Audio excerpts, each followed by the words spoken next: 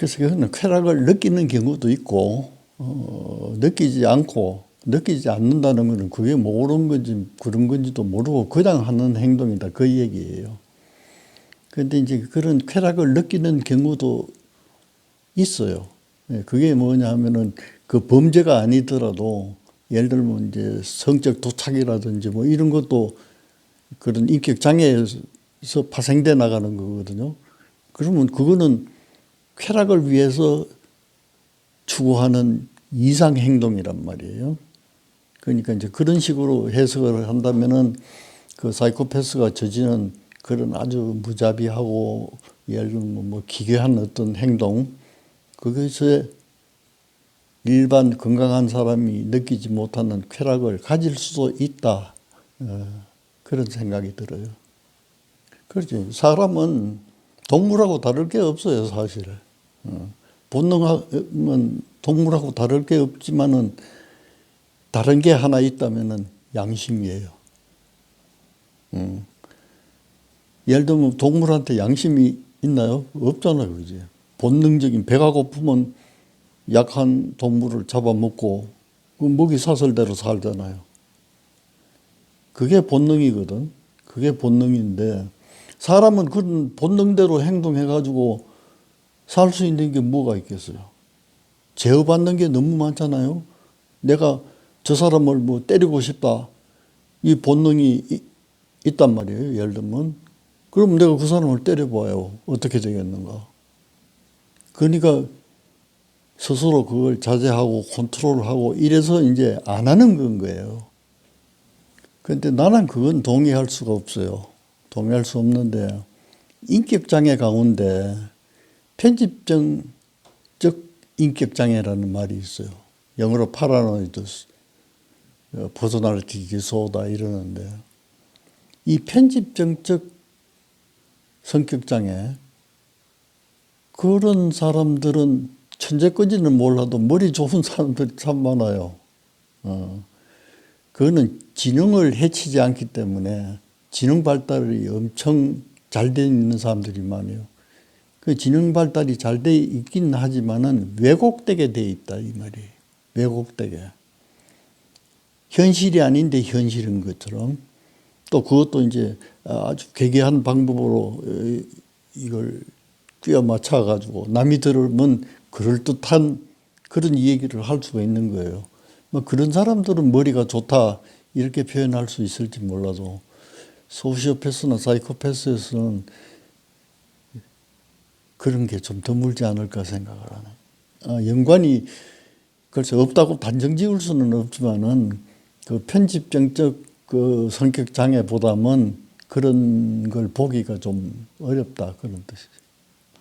그래서 이제 정신과나 일반 사람들 가운데 이제 이 생각의 대립이 되는 게 뭐냐면 그 진단 기준에 뭐 몇 가지 나와 있잖아요. 그게 맞으면 의사들은 사이코패스라고 이제 진단을 하는데 본인이나 가족들은 그거 다 지 성질이 그런 건데 이렇게 되니까 병원에 오는 기회가 적은 거예요.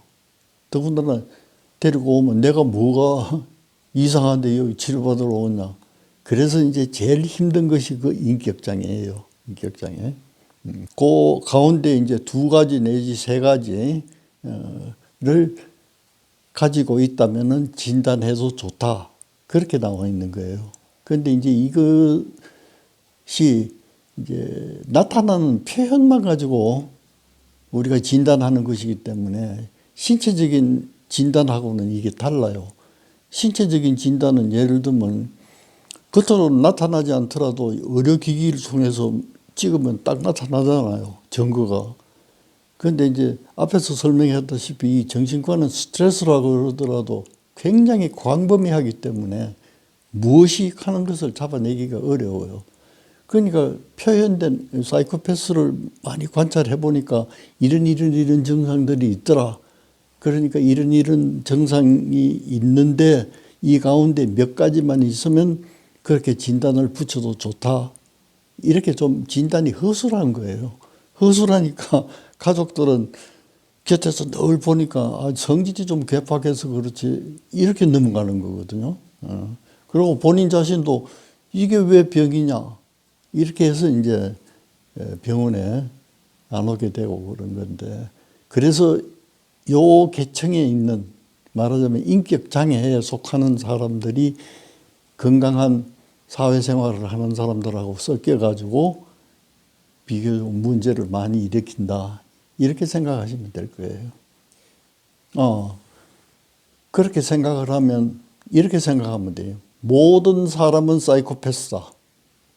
이렇게 먼저 전제를 하세요. 모든 사람은 사이코패스다. 이게. 강연하는 나도 사이코패스예요.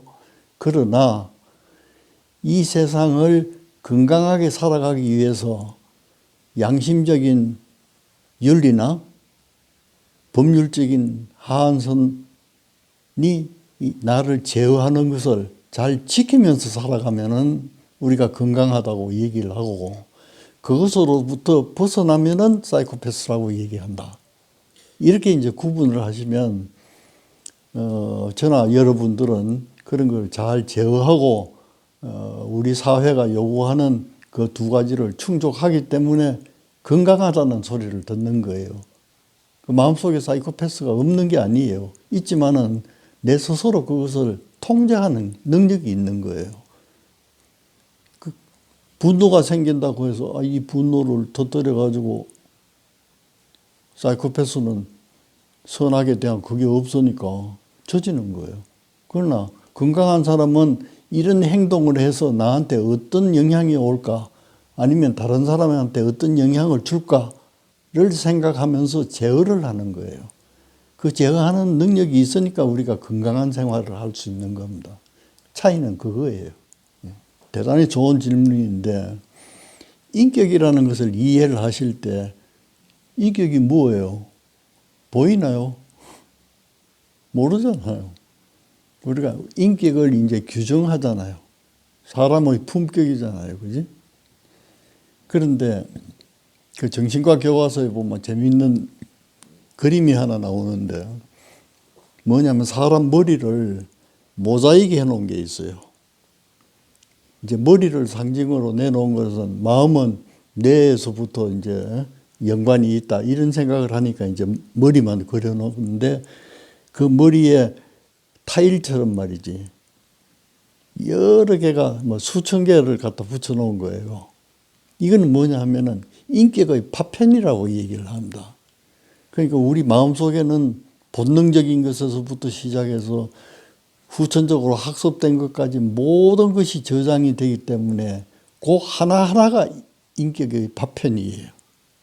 그러니까 그 얼굴을 그려놓고 수천 개의 그 모자이크를 해놓은 거를 그렇게 이해하시면 되는데, 그러면 병명에 보면 말이죠.